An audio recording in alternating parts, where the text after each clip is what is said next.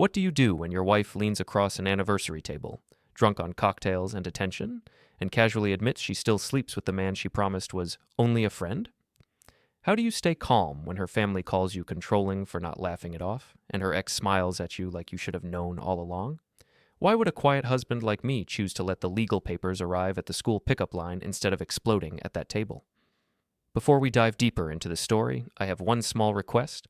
Please subscribe, drop a like, comment, and hit that hype button to boost this channel so more people can discover these incredible stories. My name is Calder Wynn, and for a long time I believed that if you stayed calm, worked hard, and kept your promises, life would eventually reward you with a simple kind of peace. I did not expect anything shiny or perfect. I just wanted a home where my son grew up feeling safe, and a marriage where my wife did not feel like she had to perform for anyone. I work as an IT technician in a public high school, the kind of job where the most exciting moments are when a crash system comes back to life and a teacher thanks you for saving their lesson. I used to think that if I could handle tangled cables and broken logins all day, I could probably handle most problems at home with the same patience. That was before my wife, Jessa, decided to reopen a chapter of her life that I thought we had closed when we said our vows. It started small, the way most dangerous things do.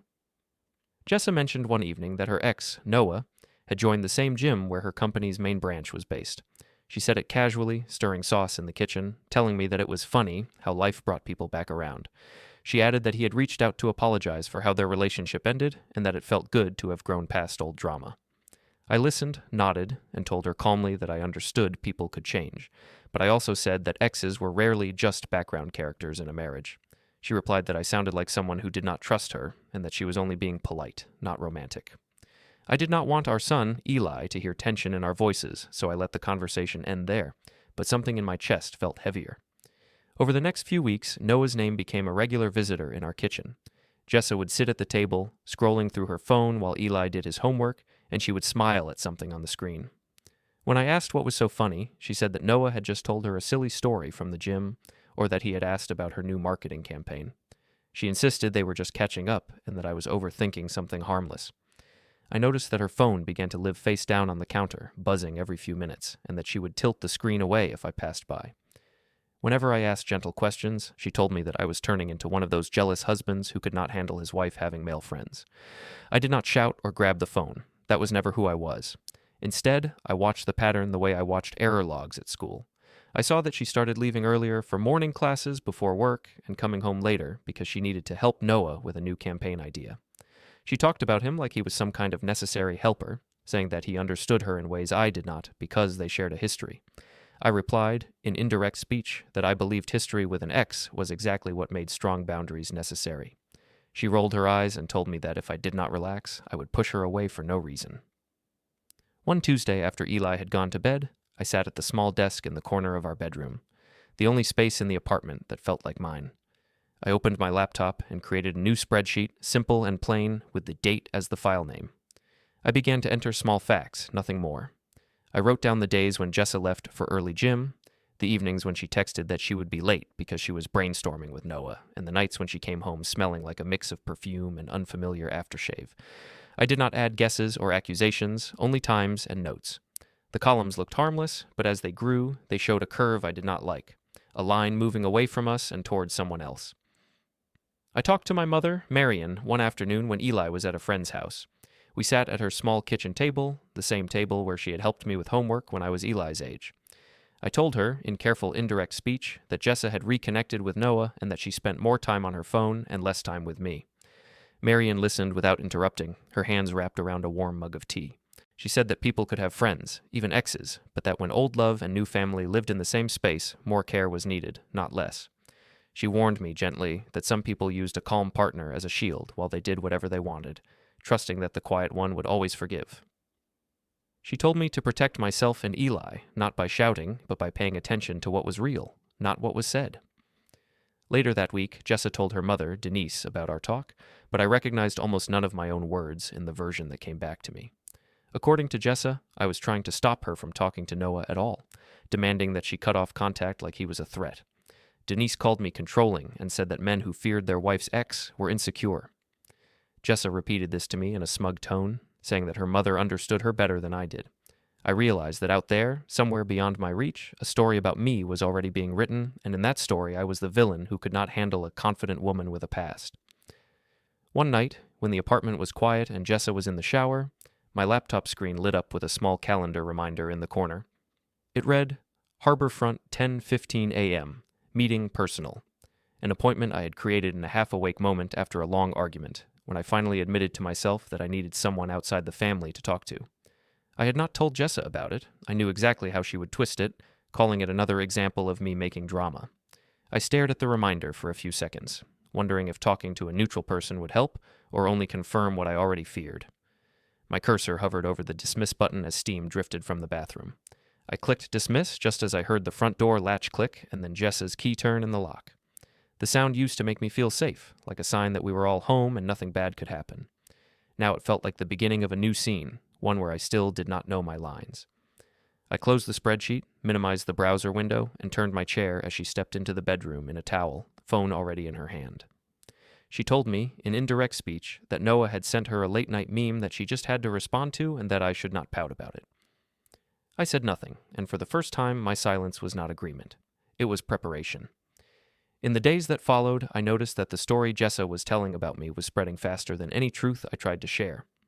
At the high school where I worked, I started catching fragments of conversation that did not quite belong to my usual world of broken printers and student passwords. Two teachers near the staff kitchen whispered while looking at a phone screen, one saying that some husbands just could not handle their wives having old boyfriends as friends. They glanced at me and then quickly looked away. Another colleague made a small joke about exes haunting marriages, then apologized when he saw the way my face froze at the word. One morning, my line manager, Mr. Devlin, sent me a short message asking if I could step into the small meeting room for a quick talk. I walked across the open plan office, past rows of monitors and stacks of spare cables, feeling every step like it was carrying me deeper into someone else's version of my life. Devlin sat at the table with a tablet in front of him and a careful expression that I recognized from the times he had to discuss difficult students. He said that he did not want to pry into my personal life, but that he had heard some things through the staff grapevine and wanted to make sure everything was stable. He explained, in a cautious tone, that someone had mentioned my wife posting about a jealous husband who hated her being friends with an ex, and that teachers were naturally curious when they recognized my wife's name. He added that, as staff, we had to be careful that personal issues did not spill into the school environment and that any emotional strain at home should not affect our work. I told him, still calm, that I had not shouted at Jessa, had not threatened her, had not tried to force her to quit her job or stop going to the gym. I said that I was just trying to understand why she needed Noah back in her life so intensely and why I was suddenly the villain for asking simple questions. Devlin nodded, said that he believed me, but repeated that perception mattered and that he wanted to be sure there would be no scenes that could reach the school.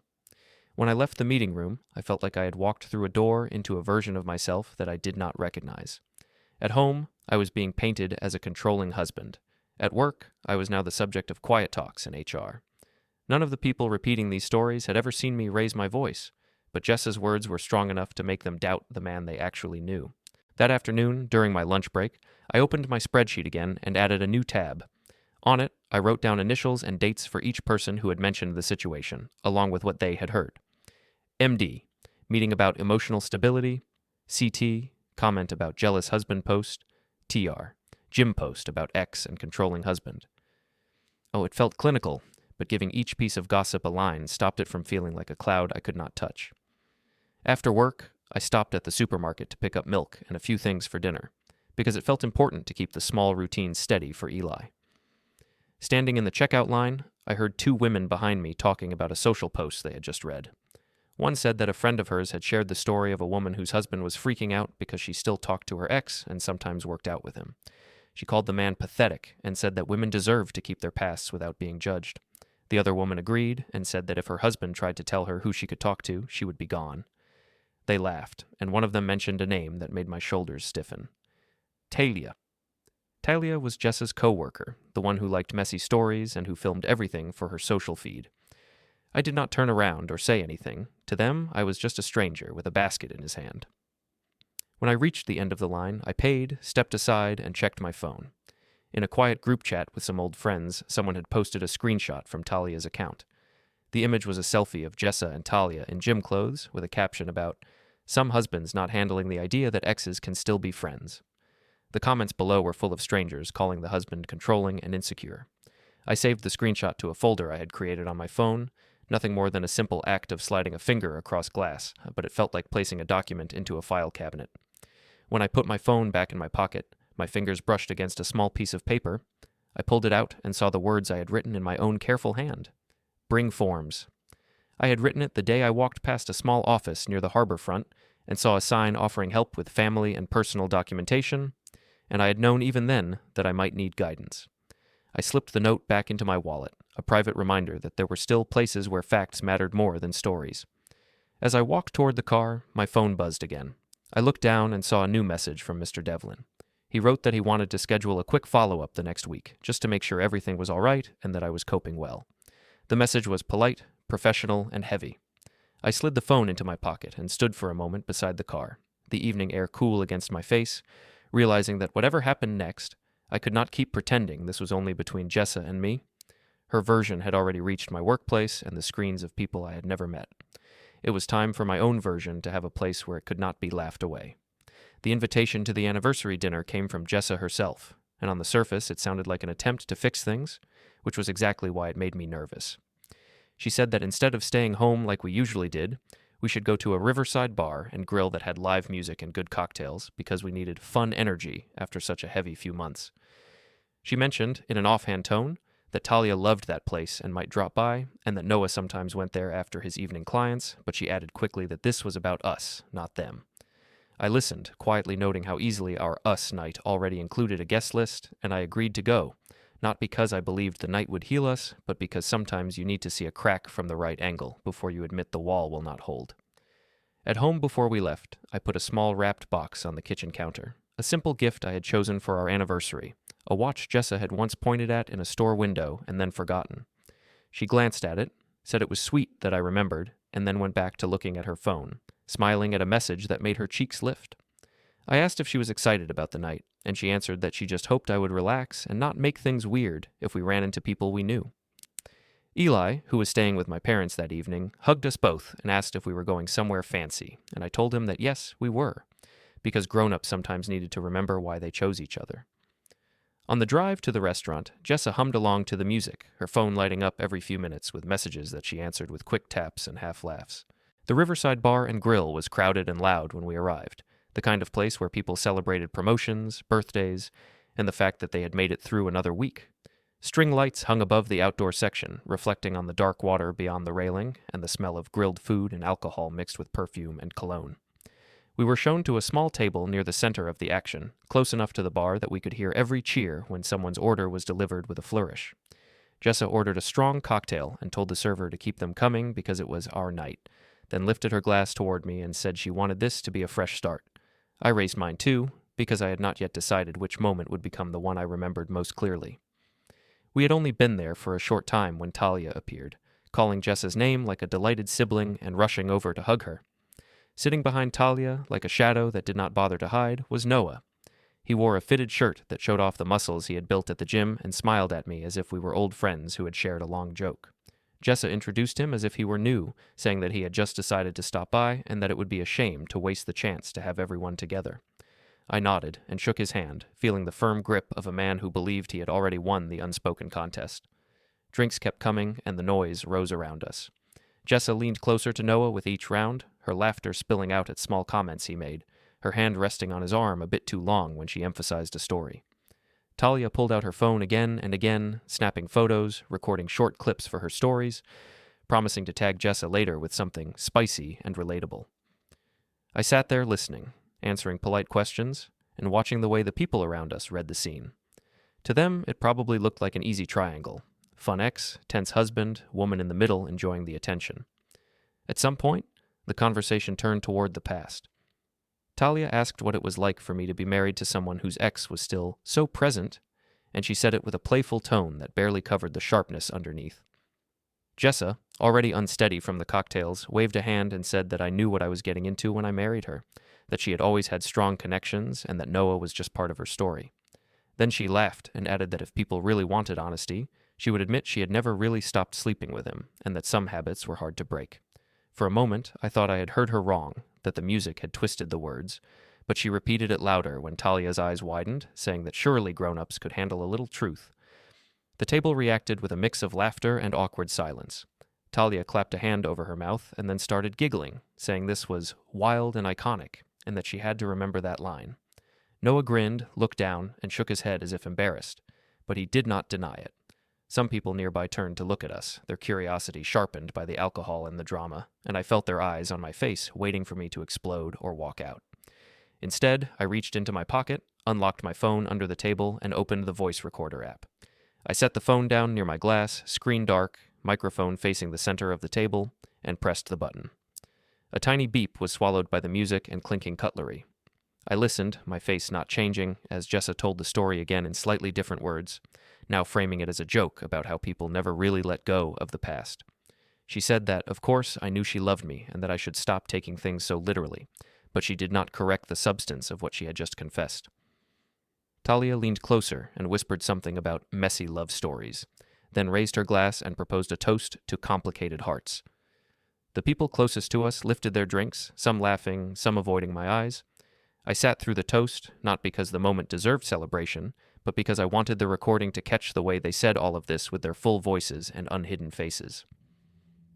When the bill finally came, Jessa complained that the night had gotten too serious and that I had killed the vibe by sitting there like a statue. She said I should be grateful that she was so honest, that most women would hide things. Noah said, in indirect speech, that he respected me for being mature and told Jessa she should be careful not to push me too far. The words sounded like concern, but the smirk behind them told another story. On the walk back to the parking garage, Jessa stumbled slightly in her heels, laughing at nothing, her arm around my shoulders as if she needed me only as a physical support, not an emotional one. The parking garage beneath the restaurant was cooler and quieter than the bar above, the echoes of our footsteps bouncing off concrete pillars. I unlocked the car and helped Jessa into the passenger seat, then closed the door gently and walked around to my side. For a moment, I sat in the driver's seat without starting the engine. I opened the recorder app, stopped the recording, and saved it, renaming the file with the date and time. I listened to the first few seconds, just long enough to hear Jessa's laughing admission and Talia's excited reaction, then stopped the playback and placed the phone face down in the cup holder. As I sat there, the screen lit up with an incoming call from a contact I had saved as private, the same label I had given to the number of a person I had spoken to briefly, someone who understood legal steps better than I did. The sound was muted, only a soft vibration against the plastic, and the name private glowed for a few seconds before the call ended on its own. I did not answer. The parking garage was not the place for that conversation yet. Somewhere nearby, a car door slammed, and laughter from a group coming down the stairwell floated faintly through the cold air, mixing with the fading ring that still seemed to echo inside my chest.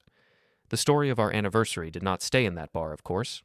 By the time a week had passed, pieces of it had already turned into smaller, edited tales in other people's mouths. Talia posted a short clip from the evening, not the exact confession, but a fragment where she joked about saying too much on anniversaries, and tagged Jessa with a row of laughing icons. In the comments, Jessa wrote that honesty was her brand and that some men could not handle a woman who told the truth. There were no names mentioned, but everyone who knew us understood the shape of the joke. People liked the post, shared it, and in doing so, helped smooth the edges off what had been said, turning it from a confession into entertainment. Jessa's mother, Denise, invited us to a joint family dinner a short time later, saying she wanted everyone to sit down and clear the air. She chose a family restaurant with long tables and bright lighting, the kind of place where children colored on paper menus and adults tried to pretend their lives were simple. My parents, Marion and Howard, agreed to come, even though my mother's eyes told me she already knew very little would actually be cleared. Jessa arrived in a soft dress that made her look like a picture of innocence, greeting her parents with loud affection and kissing Eli on the top of his head, telling him this was a special family night. We settled around the table, with Jessa and Denise near the middle, directing the flow of conversation like hosts of a show. Talia joined us too, claiming she just happened to be nearby and thought it would be fun to see everyone again, but I knew she had been invited as a witness who could back up Jessa's version of events.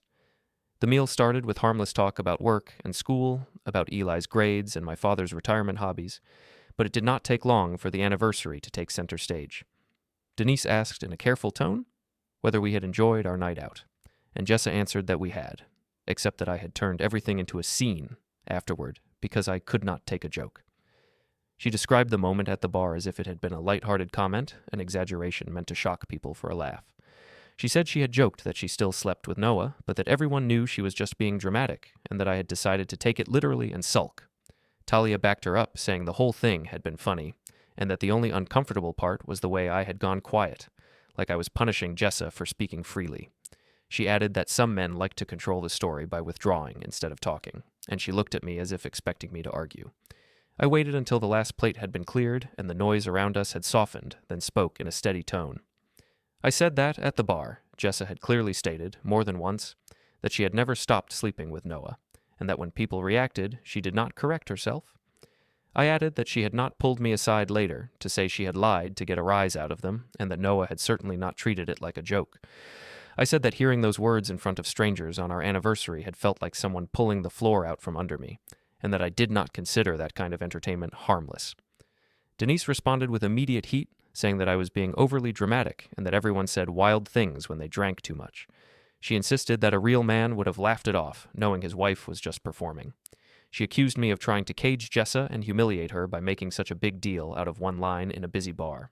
My father, Howard, shifted in his seat, clearly uncomfortable, but he did not interrupt. My mother, Marion, spoke quietly, saying that in her experience, alcohol did not invent new feelings. It only loosened the ones people already had. She suggested that if Jessa could say such words so easily, there was probably more truth behind them than anyone wanted to admit. The table went silent for a moment. Jessa glared at Marion and said she was tired of older generations acting like they knew everything about relationships. She declared that she was allowed to have complicated feelings and that my refusal to accept that made me controlling. Glenn, her father, stared at the tablecloth and said nothing, his jaw tight. Eli watched the adults with wide eyes, trying to understand the lines between jokes and pain. I did not raise my voice or match Denise's intensity. I simply repeated that calling something a joke did not undo the damage if the actions behind the words were real. After the dinner, Howard pulled me aside near the entrance while the others gathered coats and settled bills. He told me, in a low voice, that he had tried for years to keep peace in his own home by staying quiet, and that sometimes silence solved nothing. It just delayed the break until it hurt more. He said that no man should have to compete with an ex at his own anniversary table, and that no woman who truly loved her family would treat such a moment as material for performance. It was one of the few times he spoke so directly about my marriage, and it settled in my mind like another piece of evidence. A few days later, I took Eli to the neighborhood park in the late afternoon, wanting to give him some time away from the tension that had seeped into the apartment. He ran ahead to the playground, climbed the ladder to the slide, and shouted for me to watch as he came down. I clapped and smiled, trying to let him feel only the joy of movement and not the weight I carried. After a while, he grew tired and came to sit beside me on a bench overlooking the swings. His legs swung above the gravel, not quite reaching the ground. He sat quietly for a moment, then asked if I was still mad at Mom. I told him, in careful indirect speech, that I was not mad in the way he imagined, but that I was hurt and confused because sometimes grown-ups forgot how to be kind to each other. He frowned, thinking, then said that Mom talked about Noah a lot, and that she used a happy voice when she said his name. He asked, very simply, if that meant she loved Noah more than she loved me, because that was how it sounded when she told stories in the car.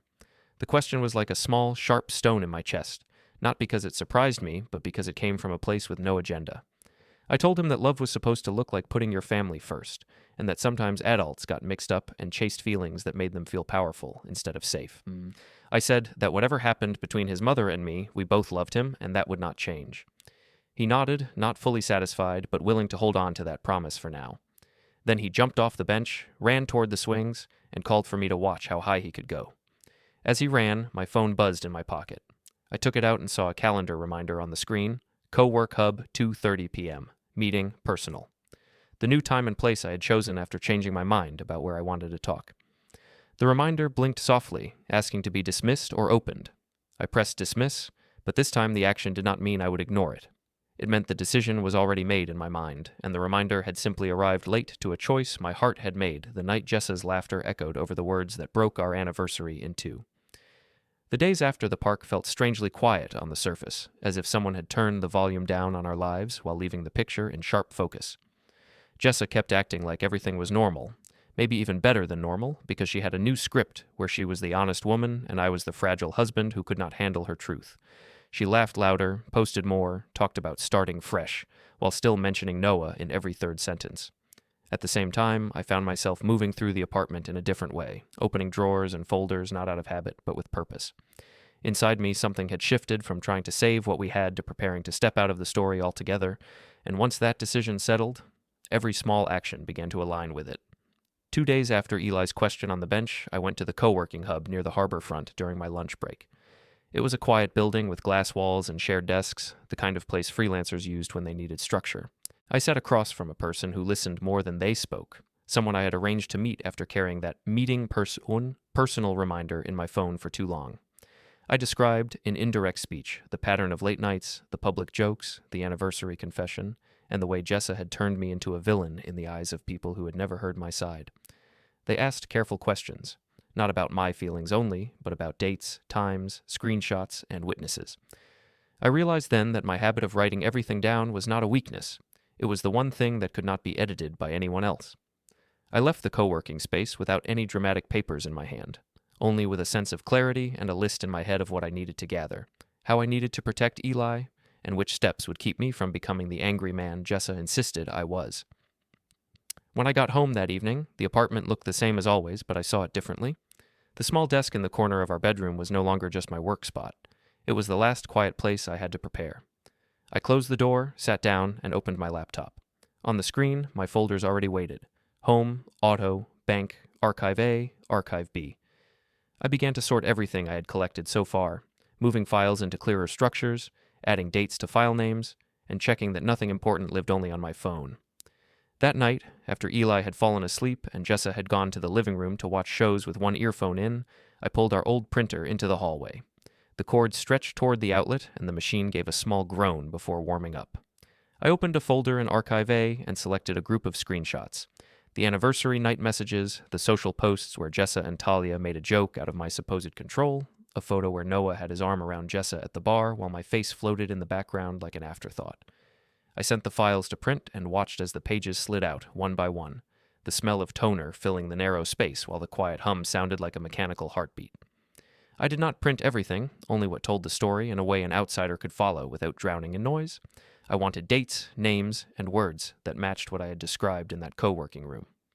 When the pages were done, I stacked them neatly and laid them aside. On my laptop, a small window popped up for a moment. File uploaded successfully, confirming that my digital archive had also found a home somewhere beyond these four walls. I closed it and took a single USB stick from a drawer. It was plain, unmarked, an object no one would notice unless they knew it mattered.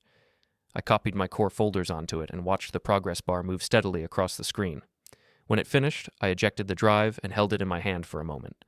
In the living room, Jessa laughed at something on her phone, probably a message or clip connected to people who saw me as a joke.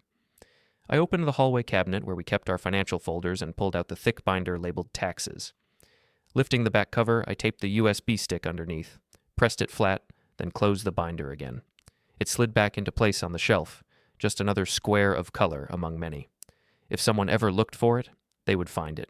If no one did, I still knew it was there. As I closed the cabinet, I heard the building's front door open downstairs, the faint echo of footsteps traveling up the stairwell toward our apartment. I went back to the hallway desk and gathered the printed pages into a single stack. A thinner binder sat nearby, one we had used in the past for household plans. I removed old grocery lists and school reminders, then slipped the printed sheets into transparent sleeves and clicked the rings shut. On the spine, I wrote a simple label: household, nothing more. The word fit our past and our present, even if the contents now showed a gap that could not be patched. Just as I slid the binder onto the shelf above the desk, our apartment door opened and Jessa called out that she had run into a neighbor downstairs who wanted to talk about gym memberships. I answered that I was in the room, my voice calm and even, and closed the drawer that held the desk key, the lock clicking softly into place. A few days later, the kids' talent night at the community center arrived. Eli had been practicing a simple piece on a small keyboard for weeks, his fingers stumbling and then smoothing out over the same notes. Jessa treated the event like a stage built just for her to prove what a dedicated mother she was. She invited her parents, her friends, and even hinted to Noah that he should come if he wanted to see how talented Eli was. When I heard that, my jaw tightened, but I did not argue.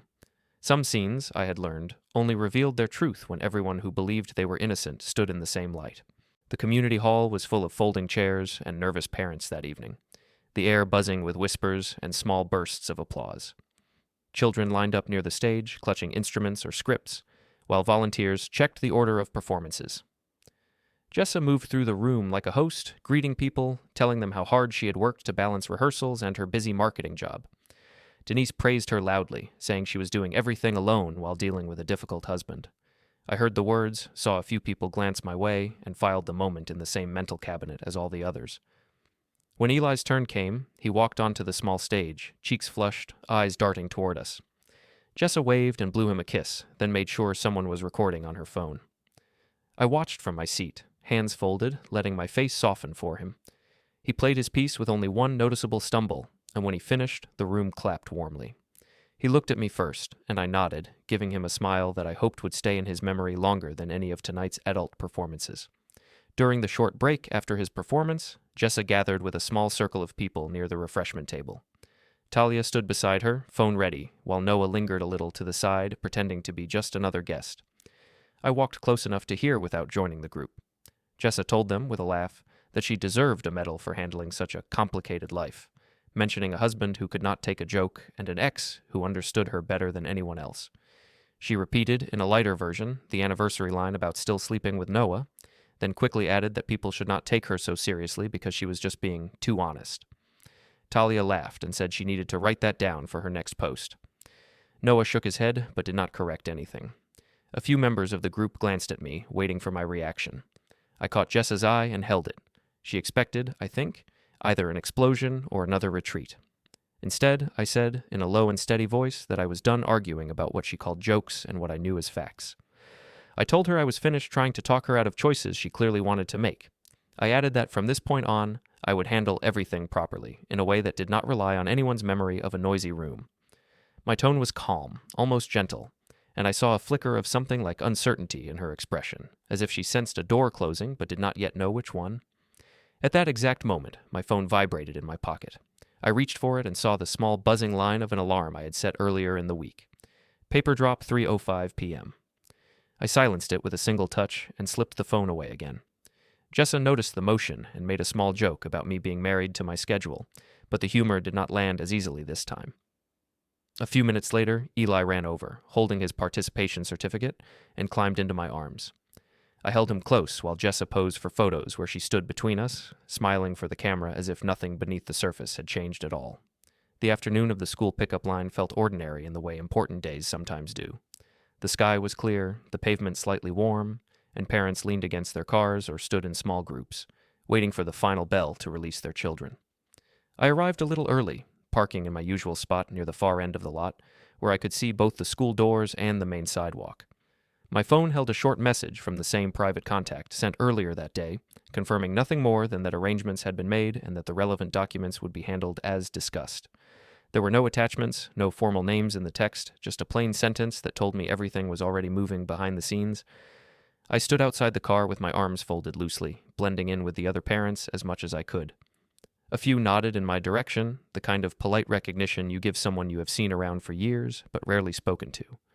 My heart beat a little faster, but my hands stayed steady.